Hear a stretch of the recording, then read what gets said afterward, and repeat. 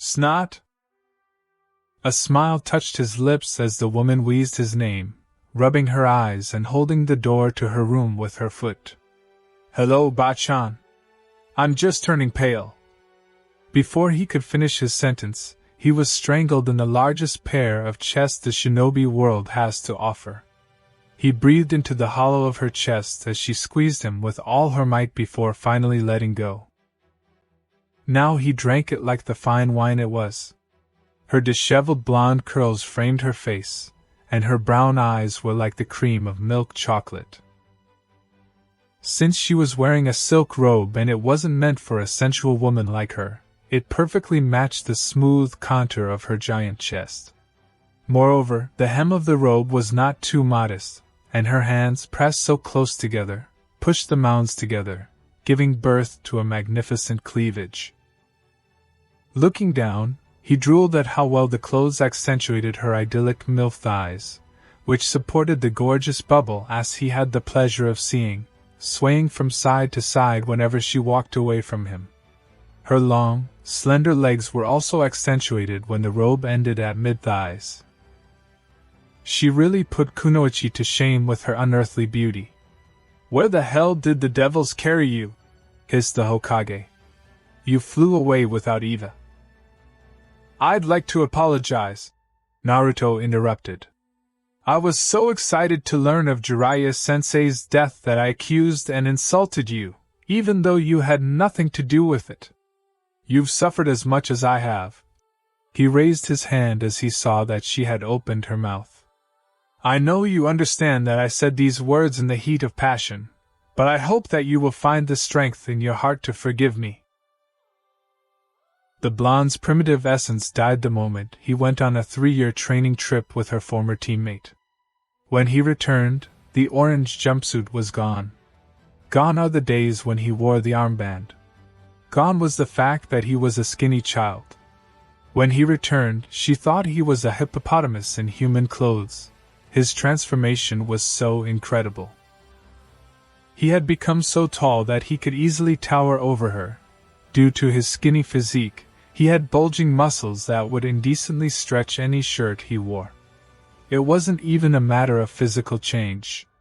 For better or for worse, Jiraiya also helped him soften from the excited sunball she knew before to the calm, critical, authoritative adult standing in front of her. These 3 years had also done a lot for his growth as a shinobi, and he was now more than a pillar of the village. People loved to give him shit about his shadow clone spamming ability, but no one cares about feelings when it's a life and death battle. Because of his huge chakra and the QB sealed inside him, he pushed himself towards his absolute limits. 1,000 clones dedicated to Fuinjutsu, ninjutsu and updating his knowledge base, while the real one will practice taijutsu with a hermit, every fucking day. Of course, he will be a force to be reckoned with. During the trip, Jiraiya also seated Naruto and revealed his birthright, informing him of his parents, giving him everything that Hiruzen could save from the aftermath of the QB attack on the village. The blonde man was furious that it had been hidden from him for so long, but he quickly forgave and forgot because his teacher had been open with him the whole time they were on the trip together. For months before his supposed arrival, the Gamakichi appeared on her desk while she was busy with papers to give her a scroll, much to her anger. What came out of it was something she could never have imagined in a million years. Orochimaru's dead body. The dead body of Kabuto Yakushi. Sasuke Uchiha is alive, but in a comatose state. In the scroll was Jiraiya's confession that the apprentice had long surpassed the master. Obviously, the blonde did it alone, practically without the intervention of his sensei. She immediately promoted the young man to Hunin, still not believing how far he had come. In addition, she asked for reinforcements to be sent to the Sound Village, as the land now belonged to Konoha. Those whom Orochimaru had forced to stay there were released. However, all the scientists were in captivity, and their research was now the property of Konoha. There was no village to rival them now. But a couple of days ago, she stumbled into her office and found Fukasaku waiting for her on the desk. Jiraiya's death was incredibly her, especially because it could have been prevented if this fool had at least warned her that he was going to find pain. But such is life, full of adversity and suffering.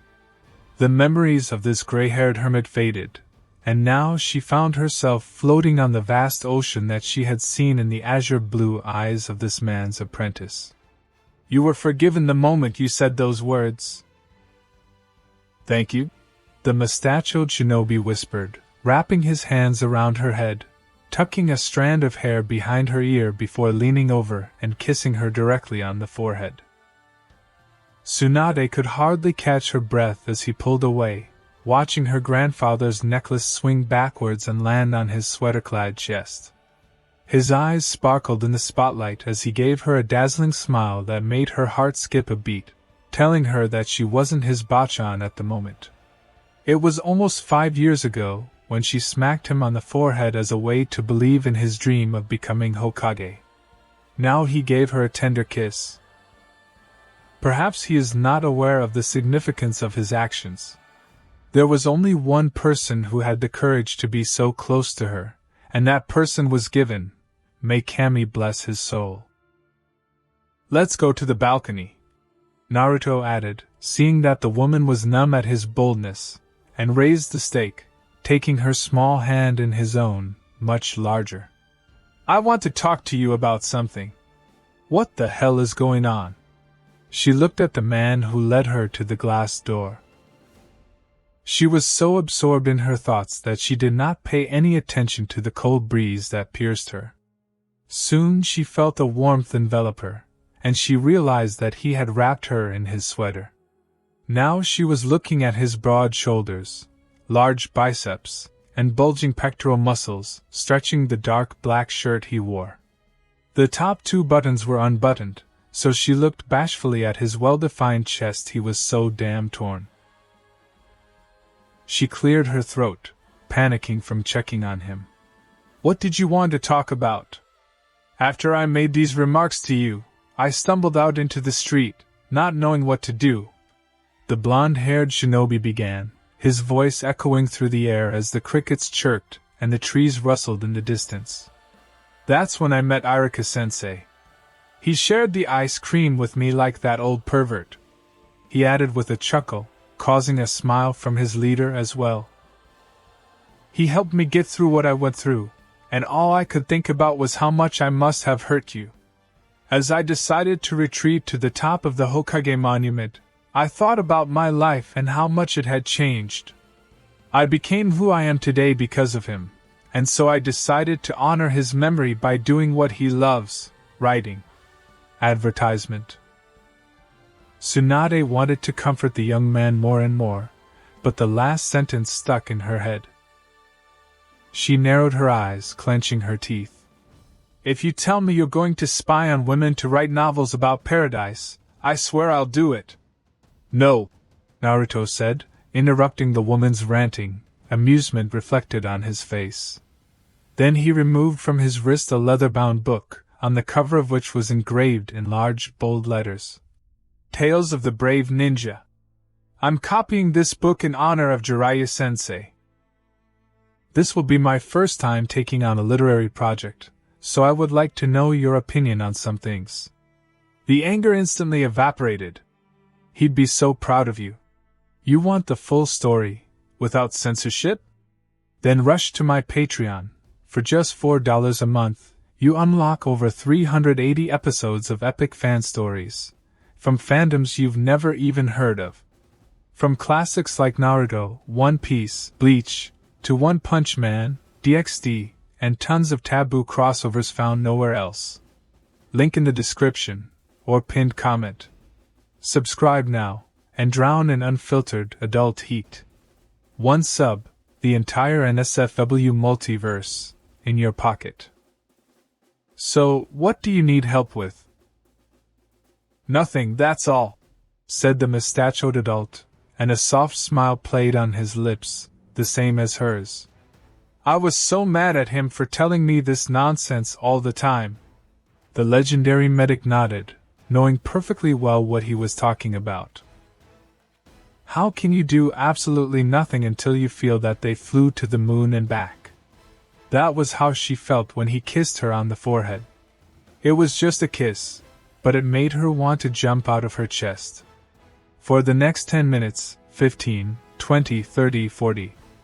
She just stared at him, her eyes following his handsome face, catching every word as he told her with such passion the story of a blonde child transitioning into adulthood under the guidance of his teacher.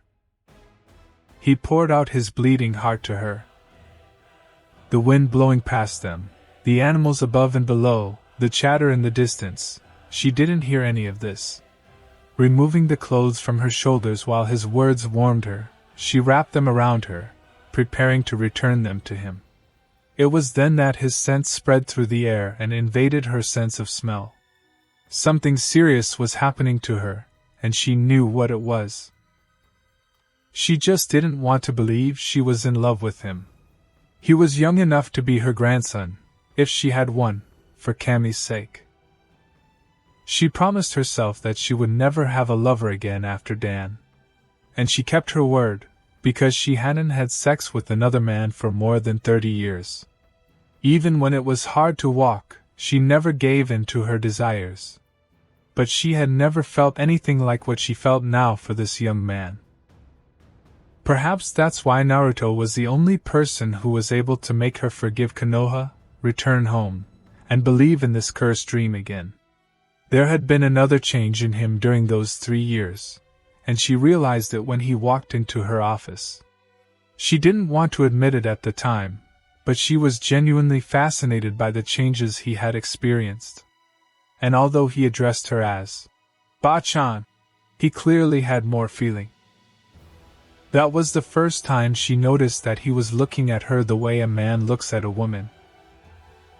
She abruptly emerged from her journey down the path of memories, still staring deep into his eyes, a blush circulating from her heart to her head. The imaginary workers organizing her mental files were now demanding overtime pay, and he continued to make her dig deeper and deeper into her memories of him. And quickly. "It's late," she whispered, her hoarse voice sounding like she was hungry. "Let's end here. I'm glad you're okay." The young man responded by leisurely entering her private space, his eyes absorbing her, every inch, every patch of naked flesh, every part of her body. She felt her nipples harden as he continued to devour her with his eyes. Her body burned as he ran his tongue over his lips, taking another step towards her. A deep masculine scent filled her nostrils as he bent down, grabbed one of her loose strands of hair, and twisted it around his finger. Tsunade paused, her melodious voice holding the notes of every second between the blonde man finally lifting his lips from her forehead. He did it again, he kissed her, and this time it was more imposing, so powerful that the fireworks exploded in the back of her head. Now he held her in his large, muscular hands, her voluptuous body sinking deep into him, her massive chest swelling against his chest. It was the quintessential night that didn't help her at all because of the emotional roller coaster he had tied her to. Before she knew it, she stood on tiptoe and kissed his forehead. Sake stunned her, but she was drunk on the sex chemistry that exploded between her and the young man. She was in complete disarray as he lowered his head again. Expecting another sweet kiss on the forehead, she fainted as he leaned even lower and grabbed her lips with his. She couldn't process the kiss in real time because he cut it off by grabbing her hair, gently but clearly under his guidance. Her whole body trembled as she looked at his smoldering blue eyes. The last time she kissed a man was long before he was born, so there was a war in her body between the brain and hormones. What that? The Konoha leader muttered, stepping back a couple of steps and pressing her hand to her mouth. "Do you have any idea what you've done?"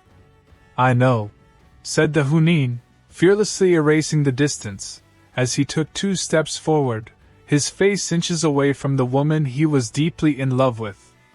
This moment will determine his entire future. His ninja skills aside, this moment will decide whether or not he is worthy of being called a hermit toad's apprentice. He will not miss this chance. Wrapping his hands around her face, he pressed her into place, kissing the erogenous zone behind her ear, enjoying her feminine scent, making her shudder and unable to stop him from seductively killing. Now he was kissing her flushed face diagonally, and she was slowly but surely obeying him. Skipping her lips, which she must have thought he would aim next, but no, now he ran his lips along her collarbone, back to the upper curve of her ear, until he slid his tongue over her quivering lips. He was letting her know he wasn't joking, and her erotic whimpering told him that she had heard the message loud and clear. Finally, pressing his lips to hers, he was overcome with passion as her mouth succumbed to him. It tasted excellent, like an exotic drink of the East. Soon he felt her snuggle against him as he orally made love with each pearly tooth, swirling and massaging her caverns, washing them with his scorching hot saliva. Hook, line and sinker. She felt like she was baking soda, and he was teasing him with vinegar. Creamy nectar floated down her flower, so sure that at any moment she would actually explode. When he tried to kiss her again, she pulled away, only for him to run his hand over her cheek, run his thumb along her cheekbone, and kiss her again. Finding the courage of Cammy from nowhere, she grabbed his head with sudden insistence, while pulling him back, forcing their lips to part. "You've been mentioned a lot in my conversations with Jiraiya-sensei," Naruto whispered, still holding her. He chuckled as the muscles on her face tightened. "And no, he wasn't always a pervert when he talked about you. He confessed to me his feelings for you, and I confessed mine to him. I've fallen in love with you ever since you kissed me on the forehead years ago." Her eyes widened as she searched for deception in his face, and was stunned when she found nothing. This young man was truly in love with her. "Are you serious?" "I've never been more serious," came his gentle reply as his eyes flashed with a sudden burst of energy. "Please go on a date with me, Tsunade." Tears streamed down her porcelain face as the two ghostly figures now stood behind the blonde shinobi. Dan is on his right and Jiraiya is on his left. Both of them were smiling at the top of their lungs. They both nodded to her, and then they disappeared without a trace. She had a nervous breakdown at how real this mirage was. Some people called her Tsunade because she was a real princess, but no one other than Jiraiya or Dan had the courage to tell her that with a romantic tinge. With her teammate, she never felt anything when he brought up this honorable issue, but with her lover, she fainted with happiness. No matter how hard she tried, she couldn't deny that after hearing the blonde go from Ba-chan to Tsunade, her soul cocoon had blossomed into a magnificent butterfly. "I'm old enough to literally be a Ba-chan," she began gloomily. "Why don't you? Age is just a number to me, no more and no less. How old you are doesn't change how I feel about you," Naruto interrupted, his strong, masculine voice forcing the words right out of his heart. "Don't you feel like we've just been through together? Or did I imagine the best thing that ever happened to me?" She tensed under his gaze before closing her eyes and relaxing her shoulders.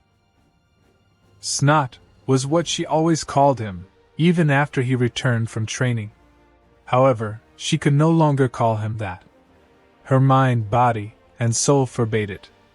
"You weren't, Naruto-kun." With this correction, she felt herself floating above the ground, as if she had found her calling. "This is madness. All that matters is that I don't dream about it anymore," the mustachioed shinobi said, gently wiping her cheeks with his fingertips, brushing away tears. "I'm going to die trying to make you happy." "And don't," Saninka stammered, reaching for the necklace she had given him. "Don't say that. I've already lost so much. SHHHH, Naruto whispered, pressing his forehead against hers, peering deep into the hazel eyes. I will never leave you. Do you understand me? His kiss this time was so sensual, and there was so much weight and heart in it, that any doubts might have died in her throat. It was so sensual in fact that her started crying through her panties. She opened her mouth, letting in his swift tongue and meeting him with her own. It was timeless, combined with the movement of the arms, from their faces to their necks, going down the sides of the arms and around the waist. She purred deep in her throat, her body flushed with heat. She was disheveled when he finally pulled away from her swollen lips. It was then that one of his hands slowly wrapped around her buttocks through the robe, moving in the lightest tickling motion, making her tremble as if she was at the mercy of an unsuspecting earthquake. And Naruto-kun. She looked at him, looking for an answer to his question, to his silent request to do to her what only one man had done to her before him. It was happening too fast, and the logical part of her wanted him to back down, but her wildly pounding heart was perfectly fine with offering herself to him. Biting her lower lip, she shook her head. Her toes were already beginning to buckle as he lifted her robe. Want the uncensored 18+ part? Only $4 per month on Patreon. 380+ scorching episodes. Fire, she gasped, her eyes fluttering as he brought his index finger to her and began massaging it in circles, while using the rest of his fingers to trace the curve of her femininity. The ecstasy reached a crescendo long before his fingers began to rub against the sultry folds of flesh inside her. She officially offered him her flower. How are you feeling, Tsunade? Purred Jiraiya's former student, nibbling on her earlobe, which was now buried in her knuckles. The Hokage hissed, her stretching from his thrust, as like everything else in him, his finger was big and thick. You feel so good inside me. Her honest confession earned her deft probing as he constantly backed back and slid forward, scratching the texture of her sacred tunnel. The other finger was working inside her, and this one was causing her trouble. She gnashed her teeth, the medic in her confirming that his two thick fingers were stretching her wider than Dan had ever stretched her with his. She wrapped her arms around his neck, desperately trying to adjust as he began to move in and out of her.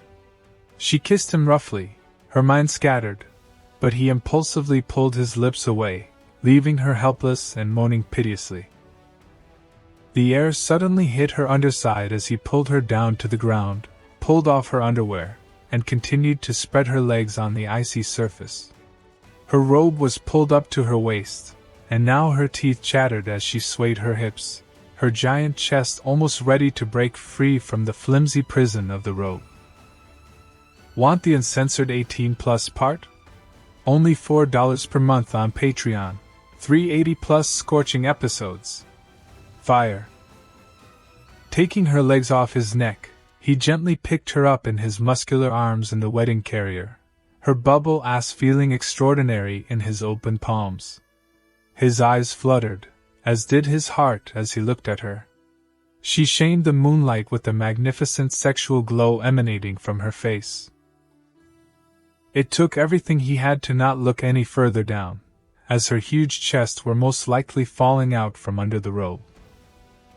Good things come to those who wait, and he planned to worship his goddess rather than throw himself into meaningless sex. With that, he began to carry her from the balcony to the first floor of the Hokage's residence. There were several Umbu that he could sense from a distance, but none of them had the guts to take any action against him. A few steps and he was forced to stop dead in his tracks, bumping into his blushing surrogate sister. Shizen was preparing a light midnight snack in the kitchen when she heard her master scream. She went so far as to put her foot out on the balcony before retreating like an enemy caught off guard. The memory of what she had seen and heard vanished as her gaze fell on the utterly grotesque bulge on the young man's trousers.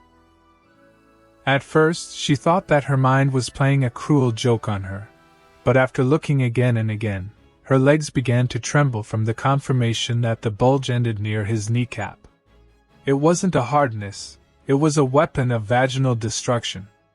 I want Tsunade to be happy, Shizen and I-chan, the mustachioed ninja said, which earned the woman's sigh. Good night. After saying that, he headed for his girlfriend's bedroom door, smiling as she unconsciously pressed herself against his chest, bathing him in her warmth. Shizen watched as the blonde man closed the door behind him, confirming that he was going to spend the night with the Hokage. Even though she feared for her master's safety, a part of her was sold to the radiant glow she saw enveloping the sleeping woman's face. My prayers have finally been answered, Uncle Dan. Mrs. Tsunade finally moved on. I just hope she can survive this. She bit her lower lip, squeezing her hips together. Perhaps I should find another place to sleep. XXX. Ah, damn crooks! Tsunade almost burst out laughing at the top of her lungs as she stumbled out of the casino, hanging on her jolly boyfriend's arm. The two had just been kicked out because Naruto had won the jackpot 3 times in a row, thus taking more money from the casino than the owner had saved in a week. Break time equals 0. 3s. /. When she woke up in the morning, she found that the young man had spent the night. At first, she was too excited as she didn't know how to start a conversation with him. For a little more than 30 years, she was lonely, and then everything changed overnight. He was the one who started their conversation, letting her know how happy he was that she accepted his feelings, putting an immediate end to her fears. Unfortunately, this was the end of their conversations, as his face turned to stone and he disappeared into thin air. He returned a few hours later, facing off against his greatest opponent. She was shocked to the core when she learned that he had killed Pain, thereby avenging his sensei. Apparently, ever since Jiraiya died, he had been following the Akatsuki leader's every move with the help of toads. There was a plan to invade Konoha, which he was able to foil by summoning himself in the rain. Since he had learned Sage Mode during a training trip, was well aware of Rinnegan's abilities thanks to Fukasaku, and also had a lot of tricks up his sleeves, this man had no chance against him. He even sealed the body in a scroll, unknowingly foiling Obito's plans to put his dirty hands on the dojutsu. Aokli-battery.com electricsleepring.ru Genepad Electronics. Scolding him for being such a snot, she strangled him on her chest. She had lost so much, and the fact that he was doing such shit didn't help her. It would have been difficult for most, if not all, but he effectively calmed her down by letting her know that he would make amends by asking her out tonight. Taking a day off was not normal for the Hokage, but she didn't care, she needed to prepare for the date. It took almost all day to find the right knockout outfit, but when he came to her house to pick her up, the expression on his face made every ounce of effort she put into dressing up worth it. She usually wore a regular shirt, blouse, and pants, but today her tight-fitting dark green robe hugged her huge chest, the look only enhanced by a plunging neckline that showed excess cleavage. The dress, passing by her chest, followed the seductive contours of her curvaceous figure, emphasizing her waist, and then falling over her wide hips. Her long blonde hair lay charmingly on her shoulders, sensually framing her beautiful face.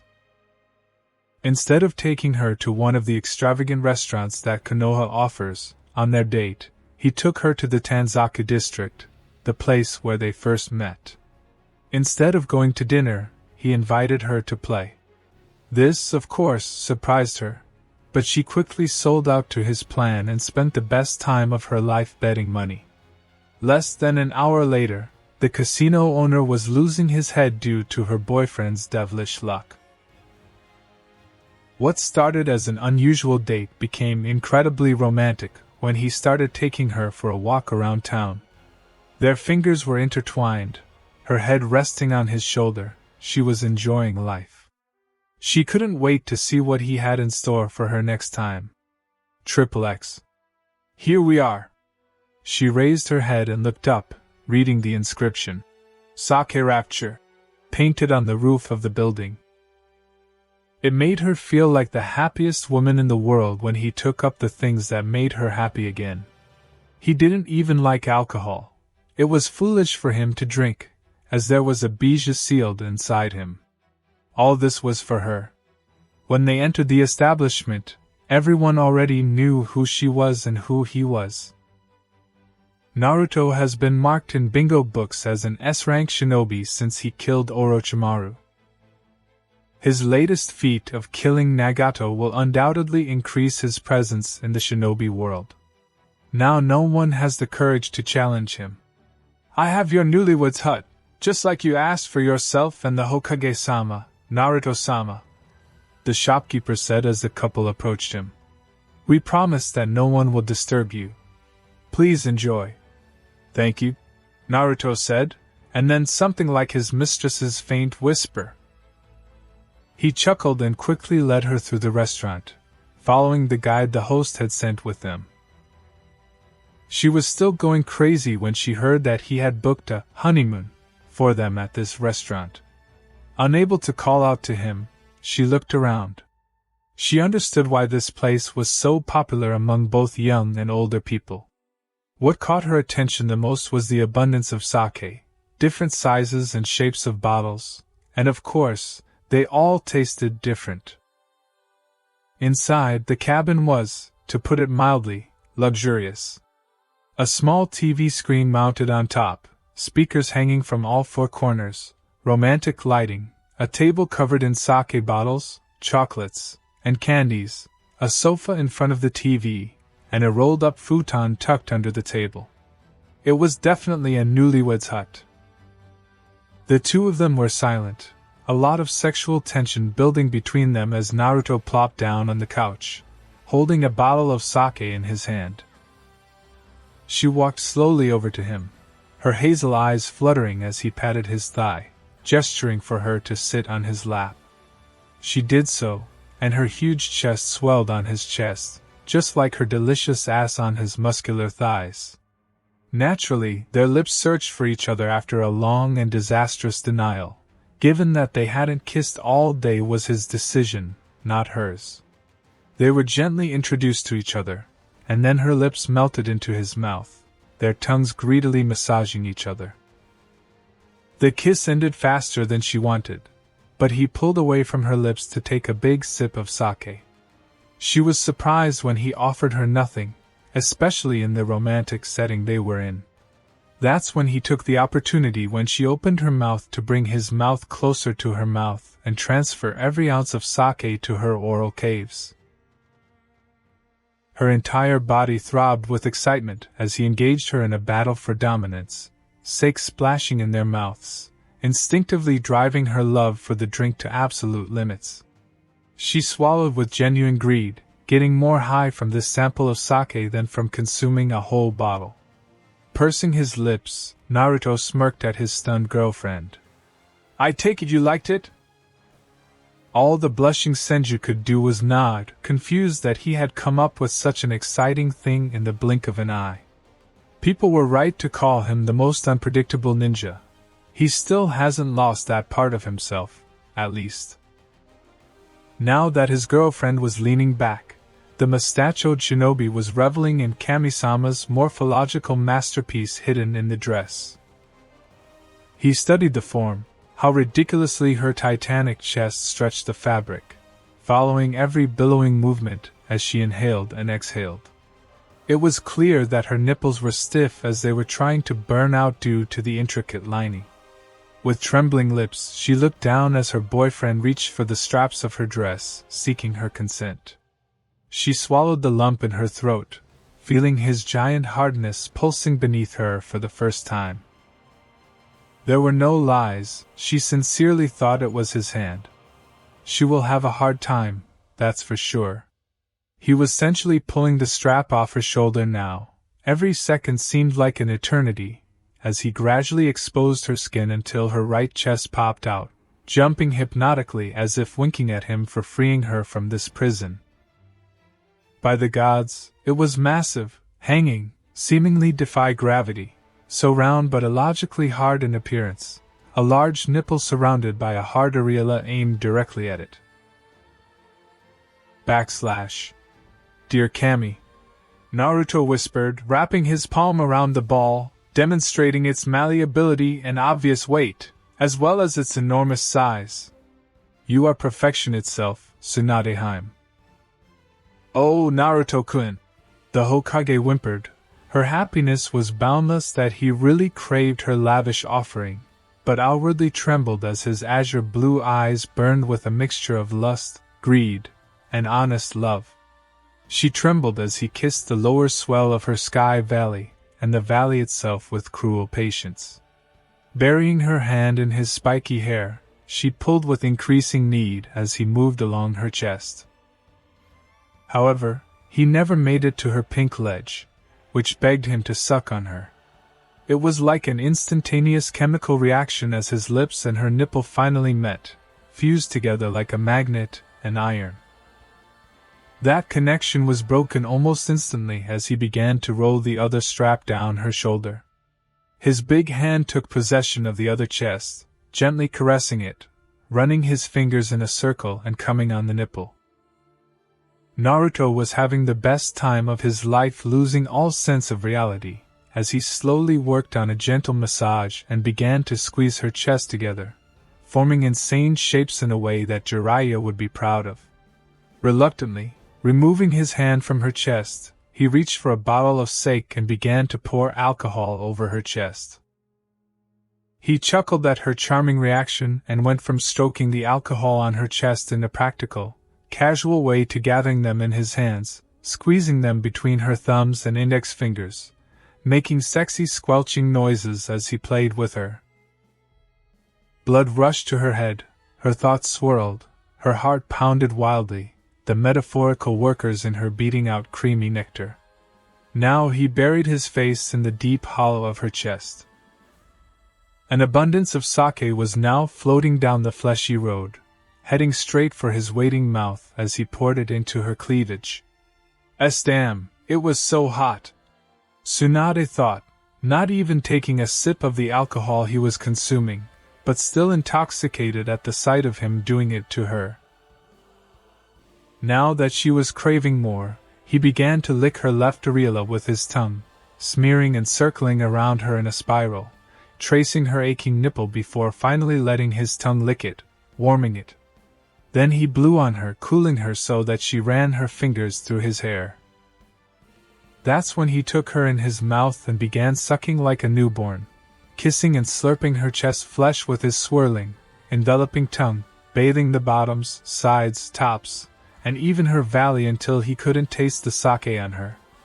Her eyes fluttered as if invisible ants were crawling over her twins, invisible feathers tickling her there. He was a devout follower, as he squeamishly worshipped every millimeter of her heaving chest with his lips and tongue. Her nipple was quivering and screaming with love, and she was in a languid semi-conscious state.